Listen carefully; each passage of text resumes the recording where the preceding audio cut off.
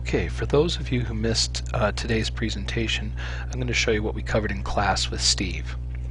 Okay, first things, we're working with Apache Webserver here. We're going to try to set up some virtual hosts so that we can connect to separate websites on our web server. So the first thing I'm going to do is, let's see here, I'm going to go to Applications, System Tools, Terminal. And the first thing I'm going to do in the terminal is I'm going to sudo the root. I'm going to sudo -L so that I'm actually logging in as root. This is important that you have the -L so that you'll actually be logged in as root. Okay, so then I'll put in my password. Alright, so now you can see that this has changed, indicating that I have root access. And now what I'm going to do is fire up Nautilus as a browser. So if you put -- browser and then the ampersand sign to make it a background process. Okay. Alright, now I have Nautilus opened up and I have root access. So I can click over here and go to the root folder, back here, and I'm in root, and I'll go to var and down to the www directory and over to the HTML directory, and you'll see that in this directory what I want you to do is create 2 folders. Okay, but you have to do it with root access, and to create the root folders you can just right click create folder. Alright, and in each one of these folders I put a index.html page. So there's one in here and there's one in here, and I'll open that up for you. Open with text editor, that'll be gedit, and you can see this says this is the HTML page. It says this is my test2. Alright, and to create a file all you have to do is right click, create document, empty file. Let's see here, and then this one, open this, right click, open text editor, and this one says this is test1. So I've got 2 home pages for 2 separate websites, which I'm going to need separate virtual hosts for. Okay, so I've got that all set up. So now what I'm going to do, minimize this, is go to System, Administration, Services, no, Server Settings, HTTP, to open up our HTTP dialog.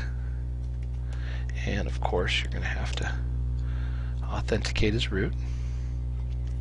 And you can see here, this is what we worked on last time. I changed the server name to the server.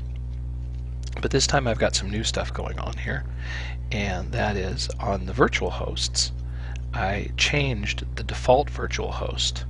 So what I did was I clicked on the default virtual host and I clicked edit, and I changed the name to virtual host 1, and I added my folder for the first virtual host. Okay, and the next thing I did was I clicked on this radio button right here and said all requests on port 80. So this virtual host 1, with this folder, is going to be listening to port 80. Okay, and then if you need to move this, if you need more room, just hold down the Alt key and you can move that over. Okay, I'll click OK, and then I clicked add, and I added another virtual host 2, which goes to folder test2, and I changed this as also default virtual host. You could choose IP based virtual host, a name based DNS based virtual host, or default. Right now I'm just using the default, and listening at all requests on port 8088, and I just chose that myself. Okay, and then I'm going to hold Alt here and click OK. Alright, so I got that set up. Alright, and then the next thing we did was we went back to main, and we're automatically by default listening on port 80 already. And so what we did was we hit add, and we added a listen with this address 127.0.0.1, which is our local host or loopback address, to listen on port 8088. So now by default we're listening on port 80, and now also we're listening on port 8088. Okay, so that's all set, right? And actually I'm just going to close this for right now.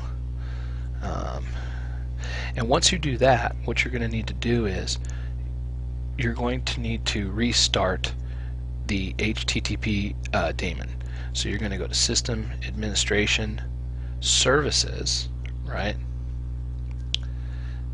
And you're going to restart the service. Okay, and this can take a little time to boot up.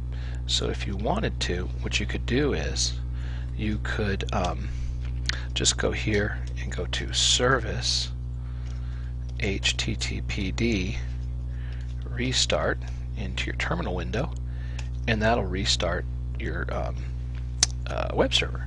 You can see here it says stopping, and then it should say starting at some point. I'm going to close this since I'm doing it by the browser. So it started up. If you get it, you can see you have two OK messages. If you don't get an OK message, there's an error somewhere in your configuration and you're going to need to fix it. Okay, it's very important that once you make those changes to your web server that you restart the web server, otherwise they're not going to take. Okay, now what I can do is I can open up Firefox and I can test both. I can test both pieces. So let me open this up a little bit more. So local host. Okay.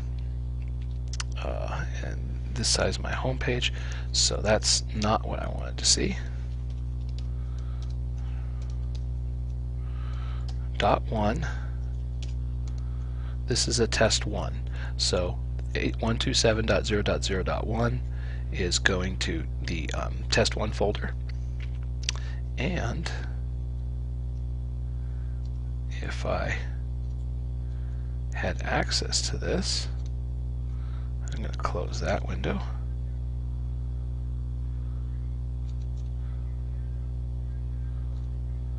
Firefox is giving me a hard time. I'll open up a new version.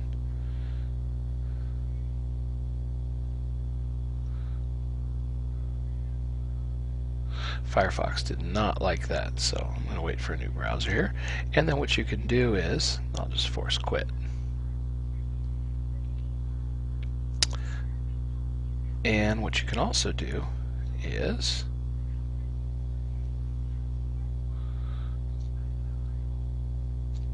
type in, now on the next one I'll type in 127.0.0.1 :8088 and hit enter, and this is my test 2. So now my web server is successfully listening on both ports, port 80 and port 8080, port 8088. And so now all I need to do is make some configurations to my router, or set up a DNS server, or there's a number of ways you can do it, so that when somebody contacts my system, they're going to contact the right website. And we're going to talk about how to do that in a future lesson.